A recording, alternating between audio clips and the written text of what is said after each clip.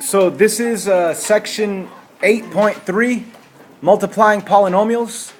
We're going to be multiplying binomials with binomials, binomials with trinomials, different degreed polynomials, power of 2, power of 3, power of 4, you'll see.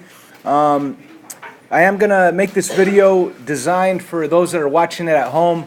So I am going to hit pause, or I'm going to ask you to hit pause if you're watching this at home so you can work on some of these problems, and then unpause it to get to the answer. So go ahead and jot this down. It's the first part of our notes on 8.3. Multiply using FOIL. As a matter of fact, a lot of math teachers used to use this word FOIL. They don't really use it anymore. They just call it distributive property.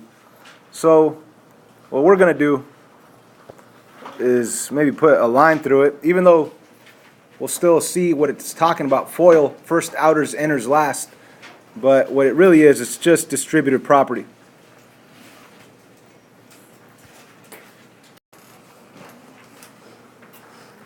So when you have a binomial times a binomial, right here we have AX. A is just a number, B is just a number. So like if you had a 2x plus 3 or negative 3x minus 5, A and B are just numbers. CX, C is just a number, D is just a number. And what they mean by the acronym FOIL is firsts. So you're going to multiply the first ones, right? So you're supposed to go the first, A times C and X times X. So it ultimately becomes A times C times X if you put them in order, right? And then over here, AX times D, that would also be a positive AX times D, but it's better to write it as A times C times X. You know what? Let's forget about the A, B, and C, and D. Let's just jump to an actual example. First outers, inners lasts. And instead of actually using FOIL, and instead of memorizing the acronym FOIL, first outers, inners last, let's just consider this a distributive property problem, because that's what it really is. It's a distributive property problem. Check it out. All I'm going to do is cover up the minus 7, and let's pretend that it was just an x out there. X times 2x. What's x times 2x? That's kind of like having an invisible 1 in front and saying 1 times 2 is what? What? 1 times 2? 2. And how about x times x? X squared. There you go. So 1x times 2x is 2x squared. And let's distribute 1x times 3. What is 1x times 3? Positive 3 with 1x on there. So does everybody agree that that's distributing x? Yes? Okay, so now what we're going to do is simply cover up the x, and distribute the minus 7. Okay, so we're going to cover up the x and distribute the minus 7. So you see, we already distributed the x. Let's now just cover that up, ignore it, and distribute the minus 7. So I'm going to distribute this minus 7. Minus 7 times 2x is what? Negative what? 14x. And negative 7 times positive 3? Negative 21. No x's. So what we have right here is a second degree polynomial, and we could still simplify it by combining the terms that are alike, which are the two middle terms. So we have a positive 3x right here and a negative 14x right there. We are not multiplying anymore. It's not like we're not saying x times x, so we're not going to write x squared. What are we doing here? We're just combining like terms. It's like saying you have 3 of something and you're going to take away 14 of that same something. It's like saying you have $3 in your pocket, but you owe somebody $14. So you can't completely pay them off, but you could give them your $3, and then what? You still end up owing them how much? 11. So negative 11 x's. Let me bring down the 2x squared. Let me bring down the minus 21. There's our answer. If we wanted to classify that answer, it would be a quadratic trinomial. Of course, they didn't ask us to classify it, but I did, just for fun. Okay, so let's copy down these two problems right here. And I'm going to do one of them, you're going to do the other. They're asking us to simplify. So let's scratch the whole notion of FOIL. Let's just consider it distributive property because we already know how to do distributive property. The only difference is that before we were distributing one term into the polynomial, but now we have two terms to distribute. So it's really as easy as this, where you ignore, cover up, I'm going to cover up the 3, and I'm going to pretend that it only says 2x. So just like before, let's distribute the 2x in, right? So when I go 2x times x, I'm going to get 2x squared. When I go 2x times 4, what do I get? Positive 8x, right? So we've distributed the 2x. Now what I'm going to do is simply cover up the 2x and distribute the positive 3 now. Okay? I'll need a different color so we don't get confused.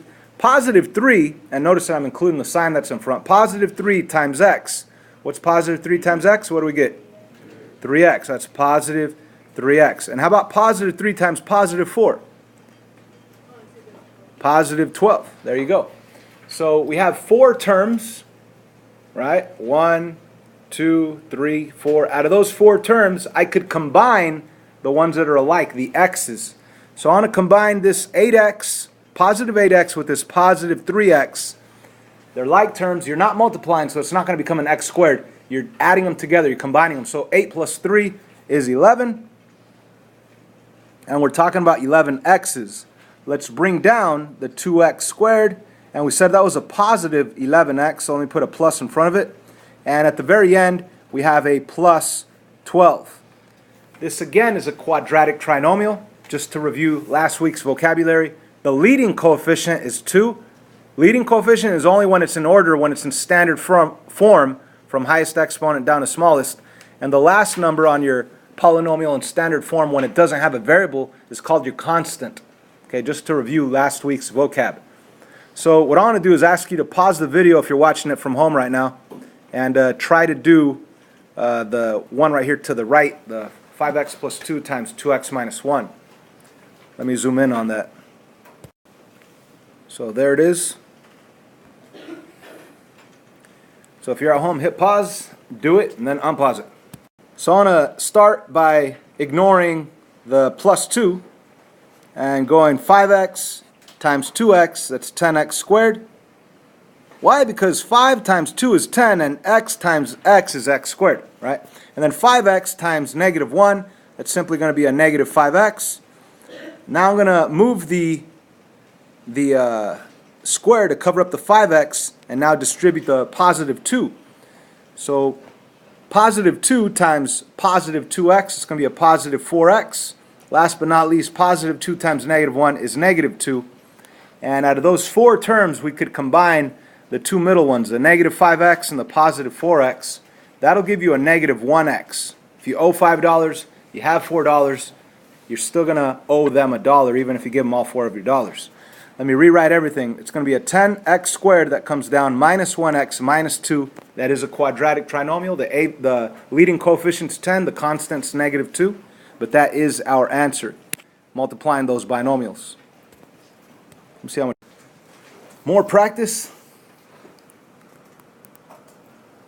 Go ahead and copy these down. Try to do them. If you're at home, hit pause. And once you have your answers, unpause it so you can check your answers. Cover up the minus 3. I want to distribute 7x times 2x, that's 14x squared. Why? Because 7 times 2 is 14, and x times x is x squared. Then you go 7x times negative 6. You're including the minus sign that's in front. So 7x times negative 6 is negative 42x. And now that we're done with this distributing the 7x, let's cover up the 7x and distribute the other term. So let me distribute that minus 3. Minus 3 times positive 2x, that's negative 6 with an x. Negative 3 times negative 6, positive 18. Out of those 4 terms, we could combine the 2 middle terms. Negative 42x minus 6x, that's like owing $42 and owing another 6. You're going to owe a total of 48 of those x's. Bring down the first term, 14x squared. Bring down the last term, your constant 18. There's your final answer in standard form, which is a quadratic trinomial. A value is 14, your leading coefficient is 14, your constant is positive 18. So looking at this second one, super easy. Once again, the process, cover it up, distribute. I'm just going to jump to it. X times x is x squared. And then, well, I'm sorry, let's keep it covered. And then x times 4 is positive 4x. So x times x is x squared. X times 4 is positive 4x. Let's move the box over and cover up the x now, and let's distribute this negative 2. Negative 2 times x, that's negative 2x. And negative 2 times 4, that's negative 8. And once again, the two middle terms could be combined. You have $4, you owe $2. You're going to have 2 of those dollars left over. Bring down the first term, x squared. Bring down the constant at the very end, minus 8. There's nothing else to combine. That's your final answer. Let's move on. Here's a kind of word problem for you where it says find the area of the rectangle. So it says find the area of the rectangle. We all know that the area of a rectangle is what? How do you find the area of any rectangle? Base times height, right? The base times height, or length times width, whatever you want to call it. So they tell you that the area, oh no, they don't tell you the area. They tell you that the length is 10 feet. They want you to find the area of the rectangle. Perhaps this is a typo. If they ask you to find the area, so let's ignore this part. We'll include it later. But if they tell you to find the area of the rectangle as a polynomial expression, you're going to have to actually multiply base times height. So you're going to have to set it up where you have 2x plus 5 times 3x plus 1. And you're going to distribute 2x times 3x, that's 6x squared. 2x times 1, that's 2x. And then positive 5 times 3x, that's positive 15x. And positive 5 times 1, that's positive 5. And then those two middle terms, the 2x and the 15x, could be combined, which means you'd have 6x squared plus 17x plus 5 as your final polynomial representing area for that rectangle. Okay? So, I don't know, like I said, it might be a typo. They're telling us if the length is 10, find the area. The only thing that they would be giving you in this case would be that this length, because this is the length right here from here to here, is 10, which means that this expression could be replaced with the actual number 10, which means that I guess you could say that the area will be base times height, which would be the length that they gave you 10 times the height that they gave you 3x plus 1. So in this case, if you're replacing the length with 10, or the base with 10, you'd have to distribute the 10 into both terms, and you'd still get a variable expression, but it'd be a binomial instead of a quadratic trinomial. It'd be 30x plus 10. So including the 10, it would be this answer over here. Ignoring the length of 10, it would be this quadratic trinomial right here.